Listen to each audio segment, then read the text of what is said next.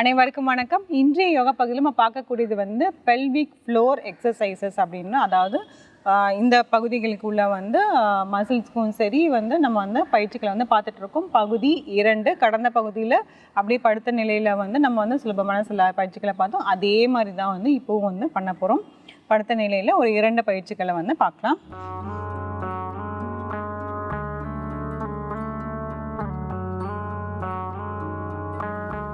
ஆழ்ந்த மூச்சு உள்ள இழுத்து வெளியிடலாம்.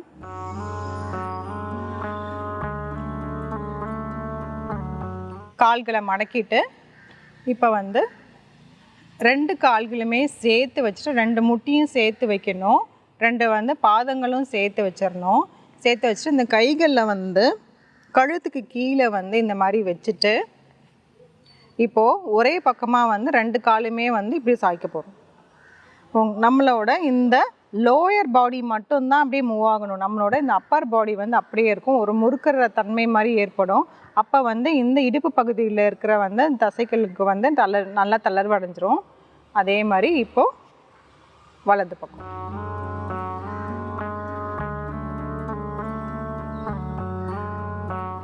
இதில் பண்ணும்போது இப்போ இடது பக்கம் போகும்போது பார்த்தோம்னா நம்ம காலை வந்து விரிச்சிடக்கூடாது. 2 காலுமே சேர்த்து வச்சுக்கணும். 2 முட்டியும் 2 பாதம் ரெண்டுமே சேர்ந்தே இருக்கணும். அப்படியே வந்து நல்லா இப்படி வைக்கணும். வச்சுட்டு வலது பக்கம் பாதம் வந்து ஒரு பாதத்துக்கு மேலே இன்னொரு பாதம் வந்து வைக்கிற மாதிரி இருக்கணும். இதே வந்து ஒரு நிறைய டைம் வந்து செஞ்சுட்டே வரலாம்.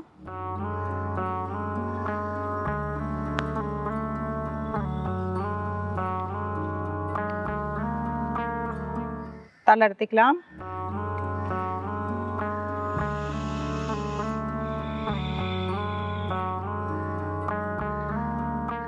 இப்போ அப்படியே வந்து அடுத்த பயிற்சி அதே மாதிரி கால்களை வந்து மடிச்சுட்டு இப்போ 2 கால்களுக்குமே வந்து இடைவெளி வந்து வைக்கணும்.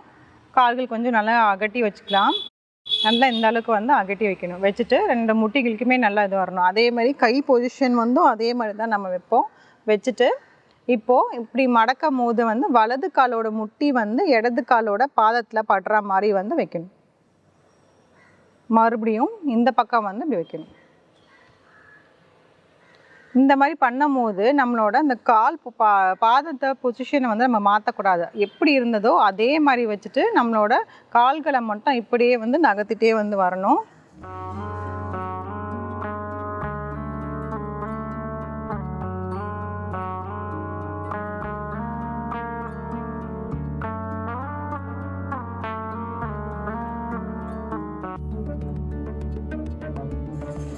தளர்த்திக்கலாம்.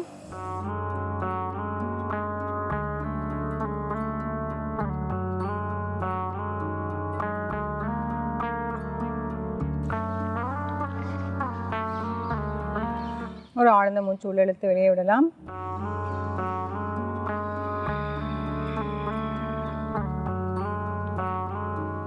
இந்த மாதிரி கால்களை மடித்து வச்சுட்டு 2 கால்களுமே சேர்த்து வச்சு இப்படி பண்ணணும். அதுக்கப்புறம் கால்களை வந்து தள்ளி வச்சுட்டு இந்த மாதிரி வந்து பண்ணணும்.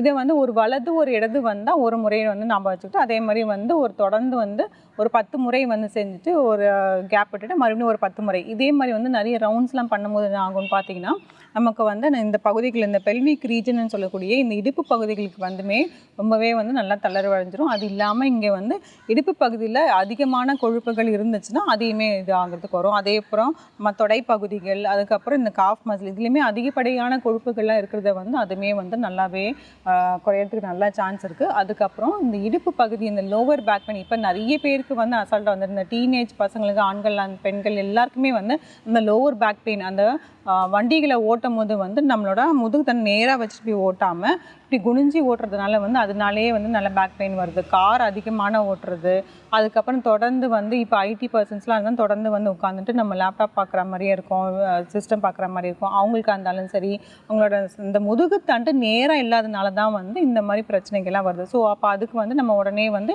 இந்த மாதிரி ரிலீவ் பண்ணிடலாம். இதெல்லாம் வந்து தனியாக ஒரு டைம் தான் வச்சுட்டு இது பண்ணணும்னு வந்து அவசியம் இல்லை. படுக்கையிலேருந்து எழுந்துக்கும் போதே வந்து இந்த மாதிரிலாம் செஞ்சுட்டு எழுந்து போனால் அந்த நாள் முழுக்கவே வந்து கரெக்டாக இருக்கும். அது இல்லாமல் நம்மளோட கால் பகுதிகளுக்கு வந்து நல்லாவே வந்து ரத்தம் ஓட்டம் அதிகமாக போகும். இந்த பயிற்சிகளை முயற்சி செஞ்சு பாருங்கள். மீண்டும் அடுத்த பகுதியில் சந்திக்கலாம்.